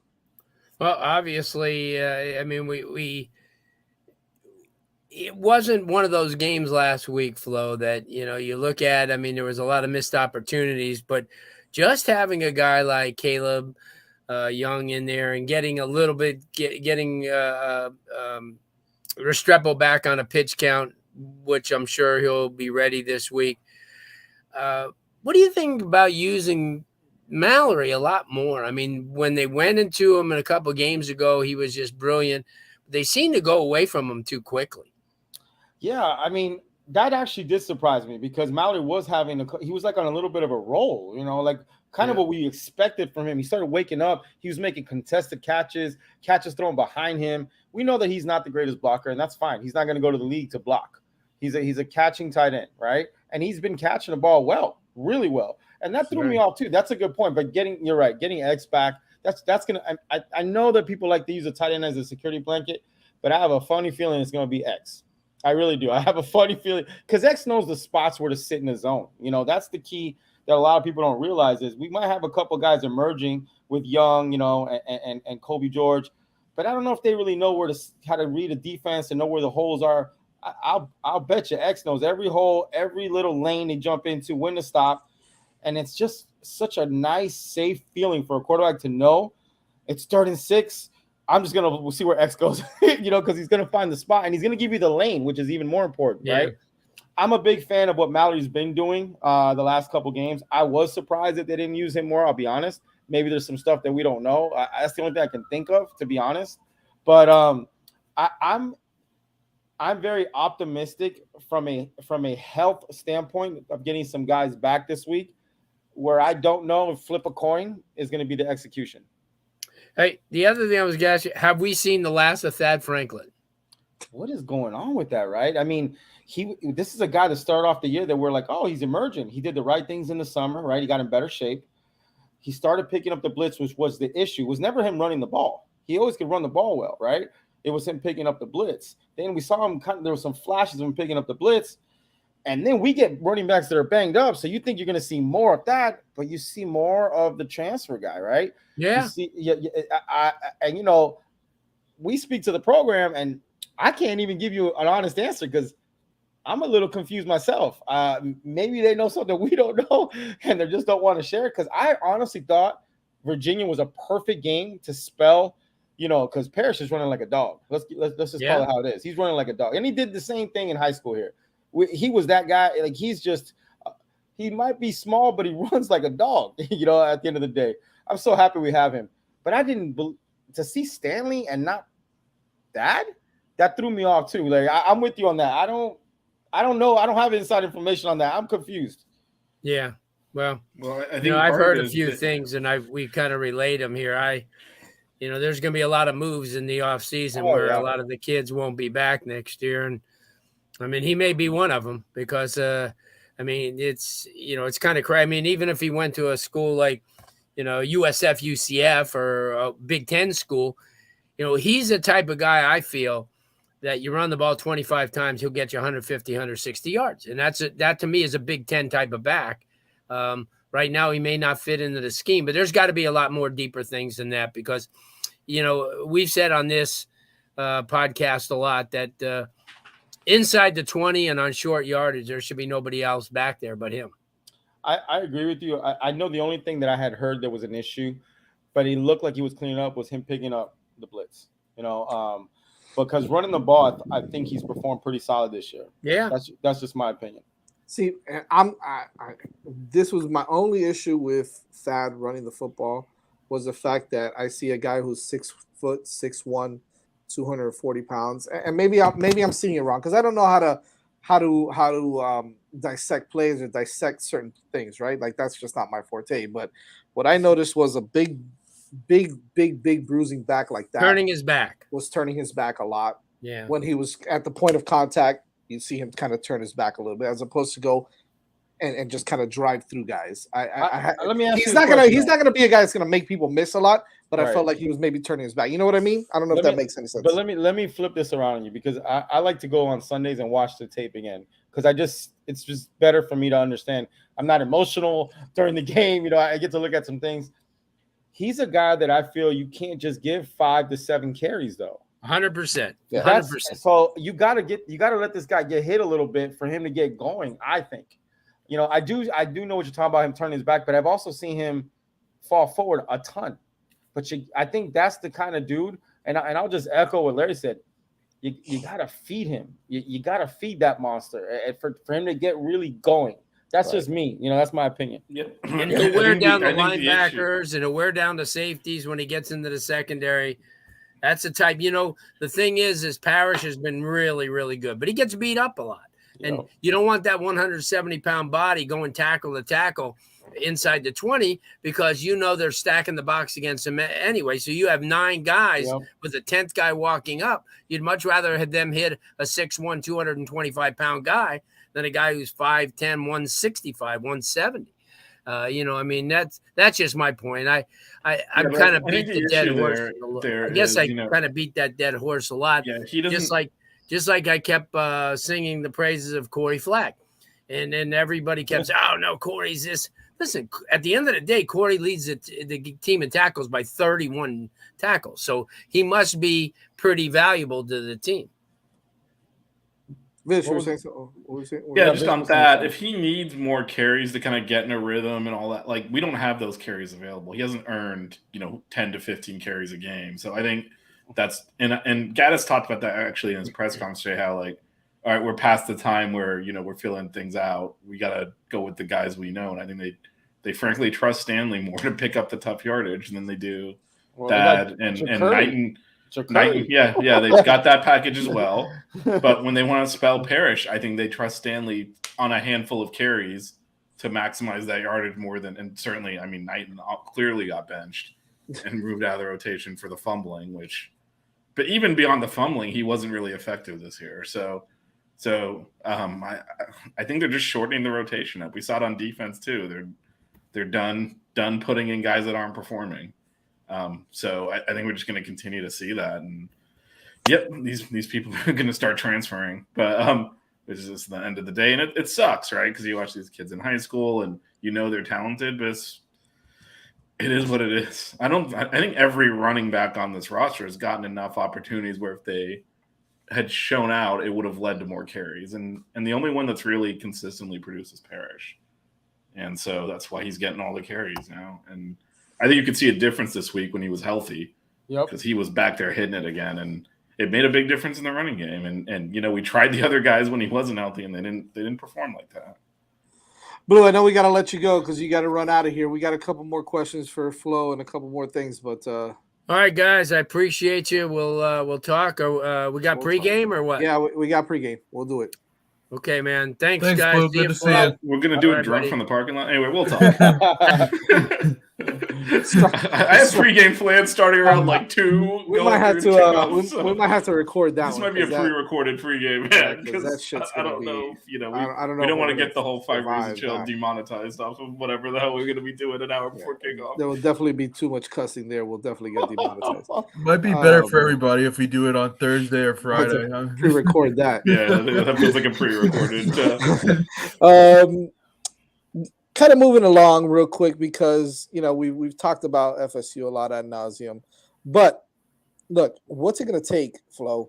We've all kind of had our thoughts on this. What's it going to take for Miami to look 7.5-point underdogs right now at home against Florida State in a primetime game, 7:30. This is when the lights are the brightest. This is when Miami football. Well, we kind of want to see this team, right? This regime, this era. Kind of just say this could really be a momentum shift, a change in a lot of things, right? But again, it could be just another football game as well. So what's Miami got to do to kind of flip the script here and come out and win this football game against FSU? I mean, every recruit that we have and we're after is pretty much going to be in the building as well. So I'm going to say this is a little more important than any game we've played. I know you say that every week, right. But you bringing in everybody for this game. You're on national TV, a night game. It's a little more important, right? Let's just call it what it is. Plus, it's for sure. For sure.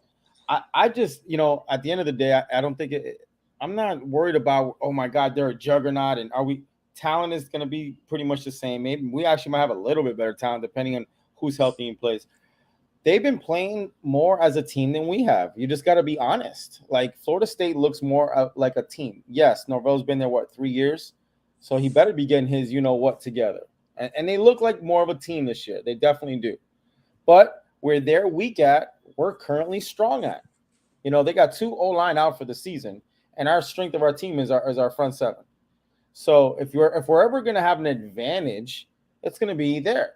Now, what about the penalties? What about the drops? What about I would love to give you an amazing, fun Hurricane answer, but I got to keep it honest. And as of right now, I haven't seen us execute consistently, right? And you're asking me, what is it going to take for us to put it together? Dude, they've changed the scheme so many times now. I don't know what scheme we're even going to see, which is crazy. And we're in the know. We talk to players. We talk to analysts. We know. I don't know what scheme we're going to see, to be honest with you. So it's hard for me to tell you what it's going to do. I think if we play above average, we win the game. I don't think we have to play great to beat FSU. But can we play above average for 4 quarters? Not 2. Right. Not coming in the 4th quarter and coming back.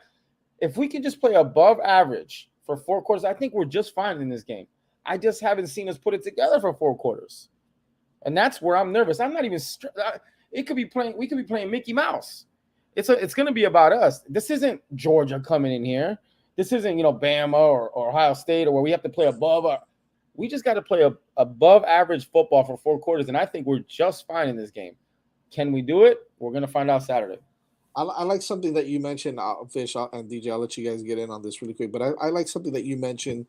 I don't know if it was like 2 or 3 weeks ago on your show that has resonated with me and kind of stuck with me the whole time about FSU. And this is about FSU, that they are as good as Jordan Travis is. If the only way that they win is if Jordan Travis is lights out. If he has a hero, he has to be a hero. He has to be a hero. He has to play absolutely mistake-free football. He has to play superstar football for FSU to win. I'm not saying that he can. I mean, against lesser or inferior teams per se. I mean, again, it doesn't matter, right? MTSU showed us that it doesn't matter. But the point is that ACC football or against half decent teams, he's gonna have to play lights out in order for that team to win. And if there's anything that we can do, like you just said it, is put some pressure on, even with the front 4. Not even forget about the front 7, right? We're pretty good with 4, but the front 7, put pressure on Jordan. Of course, we're gonna have to figure out a way to put a spy on him or something, because that is our weakness, right? Is 100% is the quarterback running. So if we can do that, if we can contain him, I think that's the key to winning this game against FSU. It's definitely the key, but it goes back to, and I'm sure you guys, I would be surprised if you disagree. It's for us isn't the plan. It's not, are we prepared? We have, our staff is elite, Can we execute? Yeah, 100%. That's where I'm stuck. I'm just stuck right now. I'm really just stuck. I'm not worried that we're not going to be ready to play or, have a good answer to if they do this, if they do that. The prep I think will be really good. Can we execute? You know what I mean? That's where I just want to see it. I need to see it. I got to see it at this point. Good question here in the chat, Vish. You want to take that really quick? Who would you put on to spy on Travis? Yeah, we did some interesting things against Virginia on that, even though obviously Travis is more mobile. They do a lot of quarterback run stuff. So we adjusted after the first half. He ran all over us, made some adjustments. So one of the things we were actually doing is dropping a defensive lineman. So Jafari Harvey was actually spying a lot on those runs. And all he has to do is just string it out a little bit, and then the cavalry comes and makes the tackle. Yep. So I think we'll probably do some of that, dropping linemen back. And the other thing is that's going to be key is the lane responsibility. We were a lot better in the second half, keeping that contained. The first half we're rushing a lot of control. Lanes opened up for him, so it'll be a combination of those things. If it's a linebacker, it'll probably be Caleb, but although we have used flag quite a bit as a spy as well, so it'll be situational. But I think we'll actually probably, especially in those long yardage, I think we'll see some 3-man rush and kind of drop an alignment back to do it. Here's the problem. I think flag can hang with a guy like Brennan Armstrong, because he doesn't have the wheels that Jordan Travis does. Jordan Travis will run circles around Corey Flagg. But it's not If even they put a about spy on him. that. It's about reading the play and disrupting the run. Once the Yeah, quarterback he's tucks going to it have a down, harder time though. people than a will guy come like up and Caleb Johnson tackle. would. People will come up and tackle with him. The spy doesn't have to make the tackle. He's got to impede the progress. And Flagg can do that. And that's a lot more on how quickly they diagnose the play.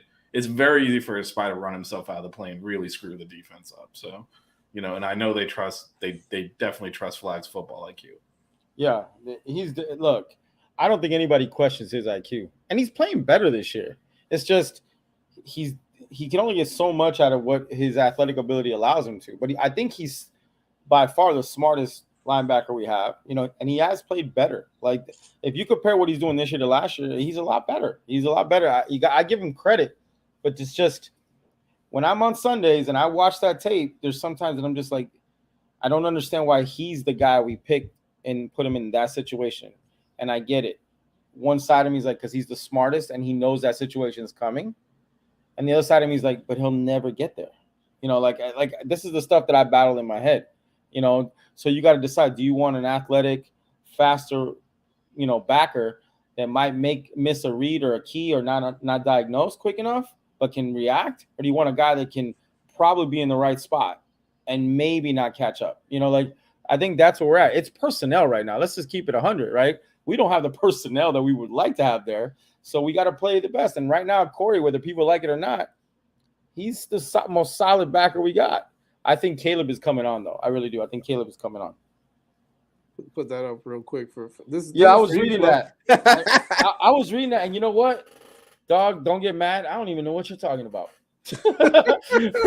I believe you 100%. I've gotten the people that do my Twitter have told me there's a bunch of people coming into. I believe you. I'm sorry. I apologize, but I have no idea. I have no idea. On behalf of Flo, we helped them out. We took care of them with the parking. I had a extra parking there. So you mentioned something earlier, Flo, that obviously this is homecoming. It's a blackout game. It's rivalry. It's FSU. Yada yada yada. But it's also when the most recruits are going to be down here for sure, right? We know, obviously, everybody knows. Flo knows recruiting, baby. The last couple of days have been huge for the Canes, right? Getting the number 2 player in the country, the number 1 cornerback in the country, in Cormani McLean. That one obviously was, for some people, it wasn't as big a surprise as for others. But nonetheless, right? Like at some point, like Canes fans are always doom and gloom until it happens, and you're like, oh crap! All right, we just nailed Cormani McLean down. Like, let's ride. And then you got Caleb Spencer out of nowhere, flips on Oklahoma. I didn't see that one coming. I know we've spoken about him, and he's a name that has been on the radar for the Hurricanes, but we're talking about flipping an athlete that, he's a 3-star, and I know stars, again, don't matter, but they do matter. It just like looking at his tape, he's a dog, right? As we like to say, he's an absolute dog. So he's a guy that fits, the mold of what the type of player that Mario wants. There's so many other guys out there that are going to be here this weekend. We don't have to name names because I know a lot of that stuff. It's first of all, it's hard to keep up with everything because kids change their minds more than their underwears. But at the same time, a lot of them have their minds made up too. And some of them want validation. Some of them they just want to be there. They want to be with their boys. They want to feel that atmosphere. What does this game do for recruiting? Because we talk a lot about the losses. We talk about a lot about the other games that we're like, oh my gosh, what does this do to recruiting? We just lost to Duke. We got our asses kicked by Duke. Oh no, boom, Cormani McLean pops off like right after a quadruple overtime where we quote unquote look like crap, right. And then so what this game, I think maybe it's a little bit different, maybe it isn't, but it's FSU, right? And a lot of the guys that are looking at FSU are looking at Miami, vice versa. You got some that are committed to FSU that maybe are still looking. What does this game do for recruiting? Win, lose, or draw? Well, I mean, recruiting will never be a problem here ever again as long as Mario's a coach. Like, I know people don't want to hear that, and that's the boring answer. The dude is different. He's just a different animal on the trail. People that I know that have been there for years, and I would even bet you if Larry was here, he would echo this. Mario is different kind of guy when it comes to recruiting. It's just different. There's nobody you can compare him to as far as how relentless he is. So recruiting is not an issue. What this game does for recruits are the ones that we're trying to flip, right? The ones that we're on, they're kind of on the fence. Mario's going to close those guys. The ones that are already in the bag, we're probably going to keep all of them. If we lose one, it'll be a quarterback just because he wants to go start somewhere. Other than that, I would be shocked if we lose any of them, right? Because that's the kind of relationships that Mario builds. They're solid. He's straight up. He doesn't lie. He doesn't promise them, but he texts him at 3 a.m. He texts him at 9 a.m. He calls him eating and drinking coffee at 4. He's talking to everybody all day. I don't know how he does it, but he does it, right? And he's real. And the cool thing about what Mario does is he can literally just show the track record. Not only does he bring guys in, but he develops them and puts them in the league. That's different than just being a good recruiter. That's a recruiter that delivers. So now you're a good recruiter. You get the kid. You deliver. Now you got the parent. It's over. It's a lock, right? And at the end of the day, I don't think none of this will affect any of the guys that are on the fence. Honestly, I think Mario closes those guys and the ones that are in the house because their characters are certain way. Now the guys that we're trying to flip, that is where it gets interesting as far as how we perform on the field, right? Because there's a few guys that will not be on that list that'll be at the game. You know, they won't be publicly listed because they don't want the school to know. Right. Those are the ones that I think we need to show something good. Our fans can't be booing in the stadium all the time because if we're not playing well, you know, those 2 to 4 guys are the ones that I think we need to play well. We need to have a good atmosphere. They got to get along with the guys that are there to flip. But as far as like anything else, and it's awesome because I love recruiting. This has been, first of all, it's a nightmare to try to follow Mario and who he's talking to. But it's so easy to predict. It's because when you talk to the recruits now, they're like, it's not like, well, I kind of like what I'm hearing. It's like, dude, he's real. He gave me my whole map from when I get on campus, from when I leave campus, and when I go my second year. Like Mario's presentations that he does to these guys is like an NFL combine thing that he does. It's so high level that it blows these guys away. And again, I'm going to end with this. He doesn't just recruit, he develops. You can't say that about a lot of good recruiters. No, that's been our biggest downfall in this program, I think, is the development of some of these big-time recruits and these big-time players. Because, I mean, when you got guys like Tracy Howard come – I saw a thing the other day that said, like, the top 50 5-star cornerback defensive backs of all time that were recruits. Tracy Howard falls in there. You know, he's like top 20. And I'm like, how does that guy not end up being, you know, a starter in the NFL? And it's just, right. You know, it's a well, I mean, the other thing we've definitely seen is some guys that do end up playing here and have an okay career actually have a better NFL career. Right. It's like, how does that even happen? Good point. Good point. And listen, Mario's, we're not used to it because it's been so long. So we're conditioned to not be used to it. Mario's used to going to heads up with Alabama and Georgia, heads up and beating them. It's normal for him. For us, we're like, oh my God, Bama's involved, Georgia's involved. In that building, they're like, this is who we're always involved with. Like, these are the guys we go after. These are the same guys that we're used to recruiting against. And he continuously beats them. It's a mindset, man. It's so different. You know, it's true. I didn't even think about that. For him, it's normal. For us, we're like, whoa, Carmani McClain, the number one player that's not a quarterback in the country, pretty much, right? Right.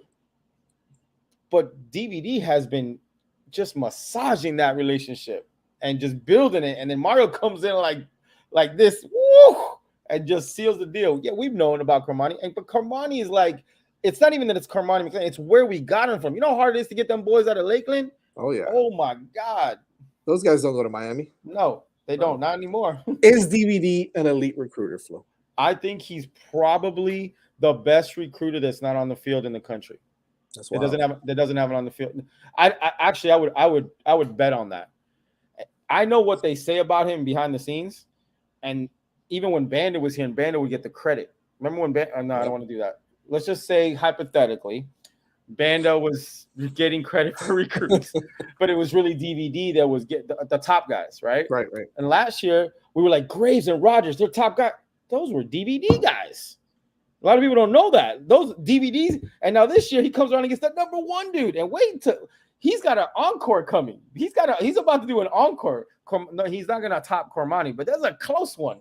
It's hard. I mean, he kind of has Francis Maigoa as well, right? Like, yeah, but that's more Mario. That one's more Mario. right. To be Oh, honest. gotcha. Yeah, Okay, that's more Mario. DVD. Yeah. But DVD is an assassin, and if he gets on the field, I mean, he just beat Corey Raymond, who's the GOAT at that position. Corey Raymond is the GOAT at that position because he could do what Mario does. This is who I get. This is what I did with them, and you can go watch them play on Sundays. And I've been doing it for a while. That's at the DB position. There's nobody better than Corey Raymond. And I mean, all you got to do is look at his track record, and then there's no argument. Yep. I don't like that he's a Gator, but I'm going to be honest. He's the monster. He's a monster on the trail at that position. DVD's off the field and beat him for the best guy. Crazy. Oh man. Any final things, fellas, for Flo here? DJ Vish. Trick or treat. Happy man. Just beat FSU. That's all it's about this week. Just beat FSU. Flo, listen. I know you're gonna get out there a little early-ish. Yeah. What time are you gonna be out there? Because we gotta try to set up. You're in the orange lot, right? No, we were in the green this year. Oh, you're in the green. That's we moved to the green because when we heard all the stuff that was happening with parking, we got what a nightmare. So we were like, we didn't know if it was gonna be like orange.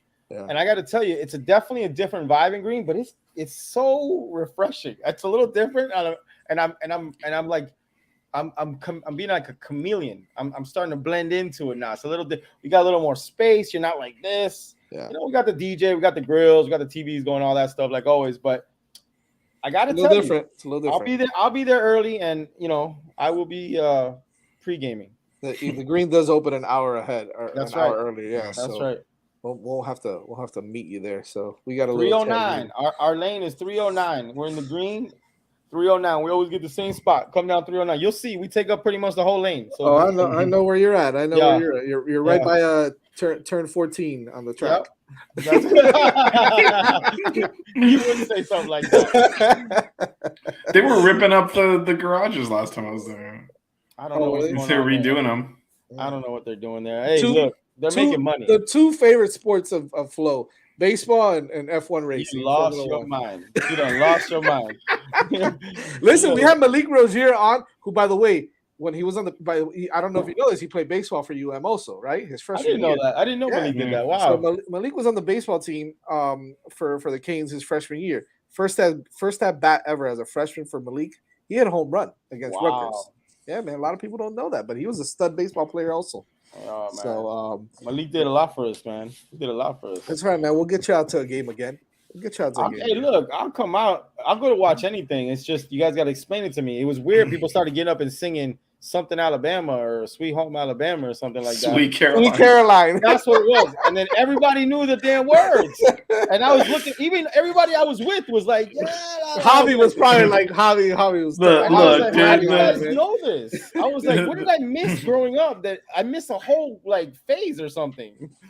Oh man, I'm telling you. The baseball fan base is a little. It's a little wacky, man. It's a little different. I mean, it was cool. I just didn't understand it. I mean, the guy in front of me, when the game was almost over, he was there with his mom. He turned around. I never met this guy, and in front of all the boys that I was with, he turned and looked right at me and goes, bro, I've never met anyone that doesn't know more about baseball than you. I never met, and I was like, dude, I'm sorry. Like, I guess, because I was like, I'm sorry. Like, because I go, when's halftime, right? I was like, because I was hungry. And they're like, there isn't. I mean, halftime's whatever you want. Just go get food. And then the guy's like, there's a stretch. You do a stretch. And I was like, why are you stretching? You're sitting down. Like, I was like, what are you stretching for? Like, it was crazy. But then why do they do a 7-thing stretch? I don't understand, bro. And then the song, everybody knows the words. It's almost like they had it in their phone and they were practicing it. It was the weirdest thing. The whole stadium knew all the words to the song. I mean, it's famous at baseball games, not just ours. I get it. Did you get a milkshake?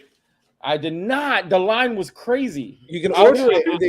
You can order it on the app. They'll bring it to your seat. They bring it to your seat. Well, I was with the wrong people. They didn't tell me. Although the app was broken last time I was there. Yeah, I stood in line for like 3 innings. Because everyone told me about the shake, and I went down there, and the line was like, the line you'll miss. You listen, it won't matter, right? Because you don't really like baseball. You'll miss half the game. It was cool. Like, hold on, let me say, I did enjoy. I thought it was cool. I just didn't understand. They were saying things like, and I don't want to, man. I feel bad for all the baseball aficionado. Like, they're like, yeah, there's a guy that he goes to the high school and he trains before the game, and then he plays in the game, and then he goes, was like, bro, but he might run once in 3 hours. What do you like? You literally might take off once in 3 hours. Yeah. And I was like, of Baseball's course a you very go train it's a 13 very times cerebral before the game. Like you know, like I didn't understand it. It's But a very cerebral game. hey, I respect it because sure. I play golf and I'm not good at golf, and that little white ball annoys the snot out of me. And I'd be damned if someone tells me golf is easy. So hell no. Well, baseball must me be really hard. Yeah, you know me with my 10 handicap. So yeah. Hey, look, baseball must be hard. I mean, that song is pretty famous outside of baseball. Gary, I love you, dog. I'll be honest. I don't think I ever heard that song. Sweet Caroline? Yeah. It's Neil Diamond, baby. That's the one thing Neil Diamond is known for. Listen, let's be honest with you. Neil Diamond is not in Flo's Spotify. I'm sorry. Like, I just never heard it. It was cool. I was moving to it. Like, I was doing this. I don't think you're supposed to move to it, man. Yeah, I don't think you're supposed to move to it. Listen, I'm a equal opportunity person. I'll go anywhere and try to blend. I just wanted someone to explain stuff to me. You know, like I was trying to learn some of the things. That was my second baseball game I ever been to in my life. I went to one Marlins game once, but I really didn't go down there. We just had the bar on the top, so I didn't watch the game too much. That's what most people do at Marlins games. Yeah. Sure. So I actually got to watch the game and ask questions, and it was kind of cool. They were telling me about the guy, the Morales guy. He's a beast, and they were just explaining to me. I thought it was really cool. I would go again 100%. Now I can sing and everything, so I'm ready. Oh God, we're not gonna share that. It was funny, but family show. Yes. Flo, we love you, brother. You know you're always part of the family. I love you, boys. Thanks for joining us, and we'll see you on Saturday. You know, I will see you guys. Hey man, you guys are the best. Keep killing it. Love you guys. Have a good night. Happy Halloween. You as well. Happy Halloween. Oh man, it's been a show. It's been a show. 2 hours with you guys. What a day. Florida State week. Well, it was 2 hours with me. Jazz, you got like a little bit less than that. Yeah, you got about an 2 hour. hours with you and an hour 30 with Jazz. Oh boy. So 2 hours you'll never get back. All right. I don't mind it. DJ, you're so sweet. You're so sweet, DJ. Hey, it's the three of us here. We got to stick together. We are. And blue. We had to step up. Yep. Thanks anybody and everybody for joining us. PrizePicks.com. Make sure you check them out. Offer code 5 FIVE. Offer code 5 FIVE. Mix and match your players. Win some money. PrizePicks.com. When you sign up, use the code 5 FIVE. Make sure you check them out. Watch us on. We will have a pregame show. So don't worry about it. We'll have a pregame show about an hour before game time. You'll have it on there. We'll be pre-recording that for sure. We will, because we're all going to be at the game, and that's not going to happen at the game. So make sure you keep it locked on the 5 Reasons Sports YouTube. Follow us every Monday night on the same channel, 8:30 p.m. here, 5 Reasons Sports. It's the Six Rings Kings show, and of course pre and post game. No post game this week, only pre-game this weekend. So unless DJ, you want to do it by yourself by 11 o'clock or whatever on Saturday, I may be in rough shape on Saturday as well. As full as crap as I usually am, this is going to be. This is going to be on a different stratosphere here. This is so good. We should just give Fish a GoPro and then make that our post game show. That's going to be brutal. That would be brutal. You're talking about, have you ever seen the movie Cloverfield? This is going to be worse than that, right? It's going to be worse than that. Thanks to everybody for joining us. Thank you to all of our guests, Kenny Phillips, Darnell Bennett, Malik Rosier, and of course Flo as well. What an amazing show as FSU week gets kicked off and started here. May have some more snippets for you this week. Keep it locked on the 5 Reasons Sports YouTube. Follow us on Twitter at 6 Rings Canes. Make sure you get all the content there. And of course, we're on social media on Instagram as well. Follow us at 6 Rings Canes there also. Vish, you got something for DJ? Go Canes. Yeah, go Canes. Let's do it. See you guys. The 6 Ring Canes Show. Yeah. The 6 Ring Canes Show. Yeah. The 6 Rings Canes Show. You know.